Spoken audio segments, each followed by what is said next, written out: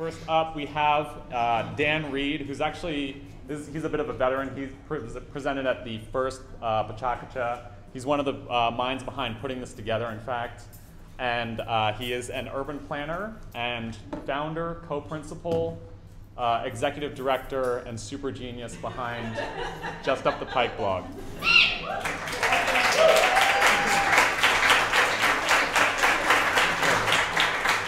How's it going? Can they hear me? We always hear you, Dan. Thank you. I try. All right.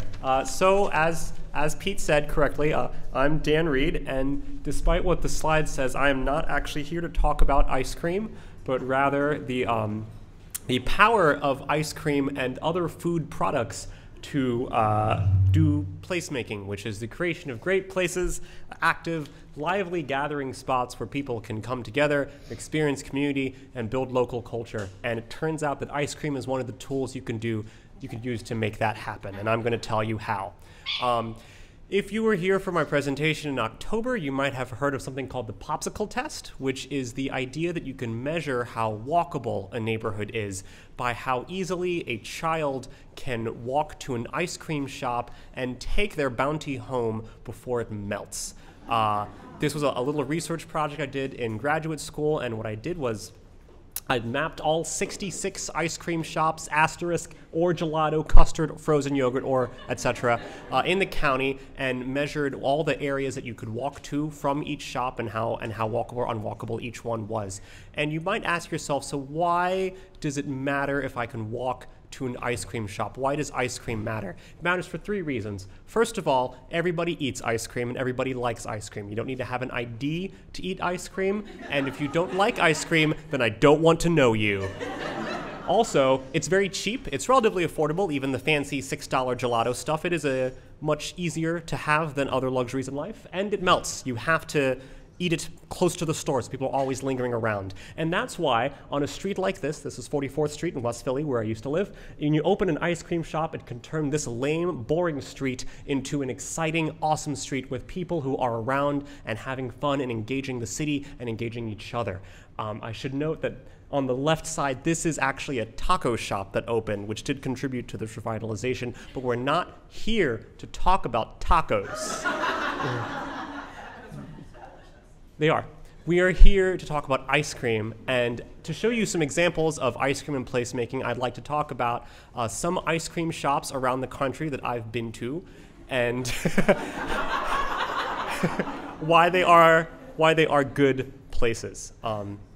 The first place I want to talk about is in Columbia Heights in DC. If you've been here for more than a minute, you know that for a long time 14th Street was a complete wasteland decimated by the riots in the 60s. And today it is a completely different place, vibrant, exciting, and happy, and a beautiful plaza in the middle of it all. And I think part of it has to do with this frozen yogurt shop at the corner here, because one of my things I just said, frozen yogurt is cheap. Like, you can decide how much you get, it's not expensive, and in a very diverse neighborhood like this, where you have everybody from, yuppies paying $3,000 for an apartment to immigrants, everyone can afford to eat there and hang out. Humphrey Slocum is an ice cream shop in the Mission in San Francisco that's known for fun, quirky flavors like kumquat and Jesus juice. But I like them because of their street furniture, which gives people a place to sit on the sidewalk and hang out while they're eating their ice cream, and gives a place for people in line to be jealous while they're watching them. Patango is one of those fancy gelato places I warned you about. This is on 7th Street in downtown DC, and it doesn't have sidewalk seating, but it has these big windows that let you see out what's going on in the street, and the people on the street see what's going on inside, and sort of collapses that boundary between inside and out, and allows the shop to sort of participate in the street life that's happening around it. JP Licks is an ice cream shop in Boston that only exists in very dense, walkable neighborhoods like Back Bay and Harvard Square. And that matters because there's lots of people around who can walk to ice cream even when there's 10 feet of snow outside.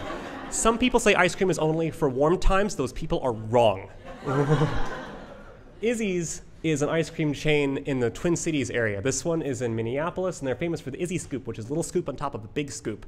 This really has something to do with placemaking. I just like their stuff.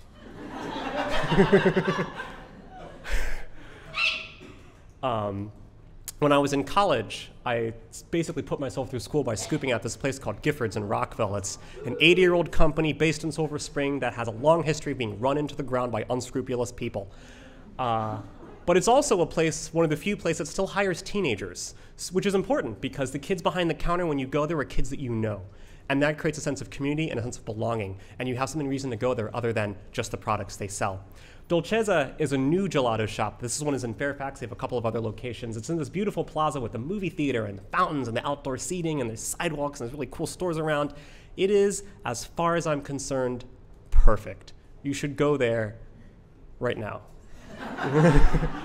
But you don't need a big fancy development to make a good place. Jimmy Cone sits in a parking lot in Damascus, all the way up in the Up County, and yet it is basically the town hall, the bar, and the public square for this rural community. And it sits in a parking lot. Why is that? It's cheap, there's some outdoor seating, but maybe it helps that Damascus until last year was a completely dry town. So soft serve is about as close as you can get to a drink. It is also good, and when you're done going to Dolcezza, you should come here. You should go here next.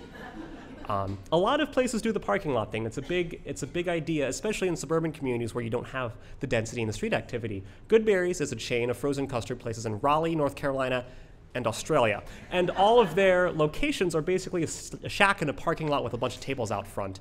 And it creates a lot of activity that you see when you're passing by, and whether you're driving or you're walking, you're probably driving, you are really engaged, like, oh man, I have to go see what this is about because there are people around.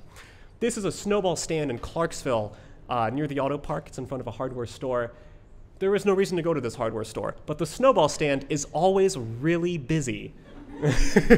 I don't understand why, other than there's a lot of sugar, which is reason enough, I suppose. So now that I've taken you to all these places, I feel like I have to bring it back home to Marenko's right down the street.